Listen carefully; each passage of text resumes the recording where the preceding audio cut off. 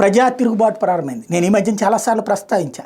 అక్కడ పాలస్తీనాకు ప్రత్యేక దేశంగా ఉండాలని ఉద్యమాలు చేయడం ఏంటి, అట్లాగే బందీలను విడిచిపెట్టాలి, అవసరమైతే లొంగిపోవాలా, మన సైన్యాన్ని వెనక్కి పిలిపించేయాలని బందీల కుటుంబ సభ్యులు ఉద్యమాలు చేయడం ఏంటి, సిగ్గుపడాలా? ఒక దేశపు సార్వభౌమత్వాన్ని సవాల్ చేస్తూ దేశంలో 1400 మంది ప్రాణాలు తీసినటువంటి వాళ్ళు 240 మందిని కిడ్నాప్ చేసి పట్టుకుపోతే ఆ కిడ్నాప్ చేసిన వాళ్ళని వదిలిపించడం కోసం దేశమే లొంగిపోవాలని చెప్పేటువంటి దరిద్రపు స్థితికి ఒకప్పటి దేశభక్త దేశమైనటువంటి ఇజ్రాయెల్ ఎట్లా వచ్చిందని ఇంతకుముందే ప్రస్తావించుకున్నాను. అయితే ఇప్పుడు ప్రజలు కొత్త మలుపు తిరిగింది. ఎవరైతే దేశభక్తితో కూడినటువంటి ప్రజలు రోడ్డు ఎక్కారు, దాంతో ఐక్యరాజ్య సమితికే ఓ రకంగా చెప్పాలంటే సుస్సుబడుతోంది. ఐక్యరాజ్య సమితికి సంబంధించినటువంటి పునరావాస శిబిరాల ముందు ఆందోళనలకు దిగారు.